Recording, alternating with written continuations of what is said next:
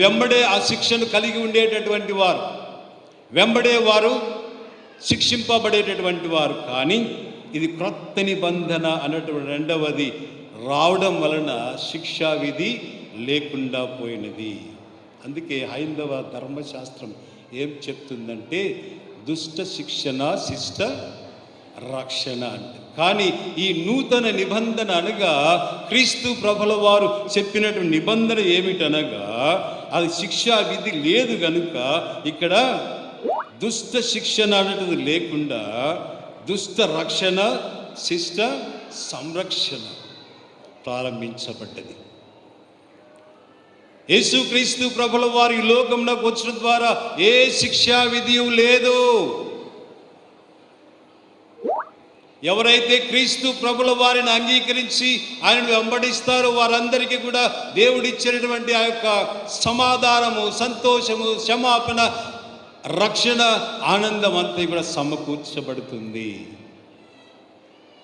శిక్ష అన్నటువంటిది లేదు అని చెప్పేసి దేవుని మాటగా గుర్తు చేయబడుతూ ఉన్నారు. దేవుని యందు ప్రియులారా, ఇంకొక మాట ఏమంటాడని హెబ్రీయులకు రాసిన పత్రికలో 8వ అధ్యాయం 12వ వచనంలో వారి పాపములు ఇక ఎన్నటికిని జ్ఞాపకము చేసుకొనబడవు అంటాడు. ఎప్పుడు? క్రీస్తు ప్రభుల వారిని విశ్వాసముతో అంగీకరించినప్పుడు, క్రీస్తు ప్రభుల వారిని ఒక కన్సర్వేటర్గా ఆలోచించినప్పుడు, దాసుడిగా అంగీకరించినప్పుడు, రక్షకుడిగా స్వీకరించినప్పుడు క్రీస్తు ప్రభుల వారు తన జీవితాన్ని మనతో పంచుకోవటానికి వచ్చాడన్న విశ్వాసమును మనం ఆలోచన చేయాలి. దేవుని యందు ప్రియ సంఘమా, ఒకసారి ఆలోచన చేయాలి. ఇక మీదట మీ పాపములు లెక్కించబడవు. It's a great promise from the Lord. It's a lucky chance. Really, it's a Christmas. Don't miss it.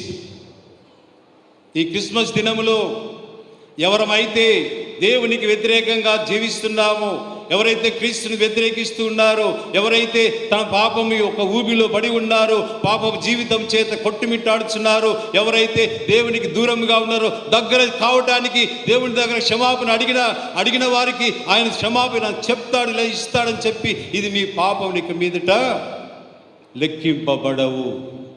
ఎవరైనా నా పాపంలో ఒప్పుకొచ్చున్నాను ప్రభువా, ఇదిగో ఈ క్రిస్మస్ సమయంలో, ఈ సమయం ఆనందకరమైన సమయంలో రక్షణకర్తవుగా, సంరక్షకుడుగా, రక్షకుడుగా ఈ లోకానికి వచ్చినటువంటి మిమ్ములనే నేను ఆశ్రయిస్తున్నాను, మీ దగ్గరకు వస్తున్నాను, నా పాపములు క్షమించయ్యా, నా పాపములను మన్నించమయ్యా అని ఎవరైతే అడుగుతారో, this is time for forgiveness.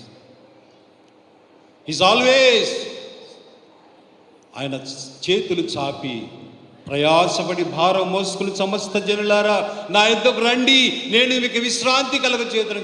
ఎల్లప్పుడూ ఆయన చేతులు చాచున్నాడు. ఆయన మన తలుపు తట్టుచు ఉన్నాడు, హృదయం అనేది తలుపు తట్టుచున్నాడు. ఒక్కసారి ఆలోచన చేద్దాం, మన హృదయాన్ని తెలుసుకుందాం, లోనికి ఆహ్వానిస్తాం. ఎంతకాలం, ఎన్ని సంవత్సరాలు, ఎన్ని క్రిస్మస్లు ఈ విధంగా జరిగిపోవాలి ఆలోచించండి. ఎంతసేపు నిలువబెట్టి ఏడ్పింతురతని, ఎంతసేపు నిలువబెట్టి ఏడ్పింతురతని,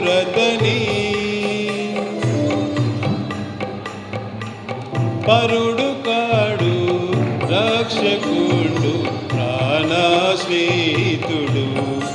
అతడు పరుడు కాడు రక్షకుడు ప్రాణస్నేహితుడు. హృదయమనెడు తలుపు నొద్ద యేసునాథుండు,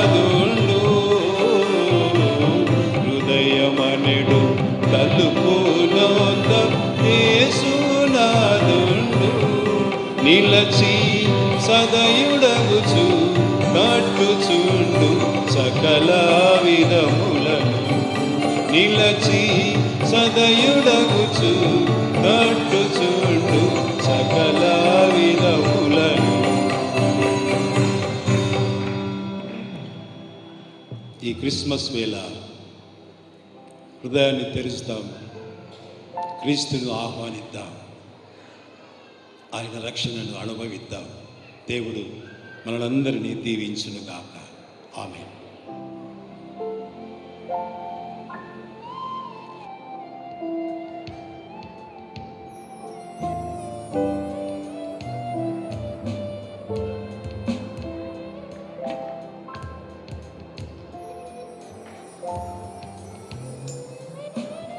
అందరము లేచి నిలుచండి. నైసియా విశ్వాస సూత్రాన్ని అప్పగించుకుందాం. నెమ్మదిగా లేవండి, శబ్దం చేయవద్దు. పరలోక భూలోకమును దృశ్య అదృశ్యములన్నిటికీ సృష్టికర్త సర్వశక్తి గల తండ్రి అయిన దేవుడే నమ్ముచున్నాను. అద్వితీయ కుమారుడు ఒక్కడే ప్రభువైన యేసుక్రీస్తు నమ్ముచున్నాను. ఆయన అన్ని లోకముల కన్నా ముందు తన జన్మించిన వాడు, దేవుని నుండి దేవుడు, వెలుగు నుండి వెలుగును, నిజమైన దేవుడు నిజమైన దేవుడు, సృజింపబడుక జన్మించిన వాడు, తండ్రితో ఏకత్వం ఉన్నాడు. సమస్తమును ఆయన మూలంగా కలిగిన ఆయన మనుషులమైన మన కొరకు, మన రక్షణ కొరకు పరలోకం దిగి వచ్చి పరిశుద్ధ ఆత్మల కన్యకు మరియ శరీరారి మనుషుడు ఆయన మన కొరకు పొంతి పిలాతు కాలం దశలో వేయబడిన ఆయన బాధపెట్టబడి లేఖనం ప్రకారం 3వ తిరిగి లేచి పరలోకమునకు ఎక్కి తండ్రి కుడి చేతి కూర్చొని ఉన్నాడు. ఆయన సజీవులకు నమ్ముతం తీర్పు తీర్చిన మహిమతో తిరిగి వచ్చిన ఆయన రాజ్యములకు అంతము లేదు. పరిశుద్ధ ఆత్మ నమ్ముచున్నాడు. ఆయన ప్రభువును జీవించువాడు, తండ్రి నుండి కుమారుని బయలుదేరేవాడు, తండ్రితో ఆనందముడు మహిమ పొందువాడు, ప్రవక్తల ద్వారా పలికిన వాడు అయి ఉన్నాడు. మరియు సార్వత్రికమును అపోస్తలుడు ఒకటే పరిశుద్ధ సంఘం నమ్ముచున్నాను. పాప విమోచన కూడా ఒకటే బాప్తిస్మం ఒప్పుకుంటున్నాను. మృతుల పునరుద్ధానం కొరకు రాబో యుగం యొక్క జీవం కొరకు ఎదురుస్తున్నాను. ఆమేన్. దయచేసి కూర్చోనండి. సంఘ ప్రకటనలు చేయబడను.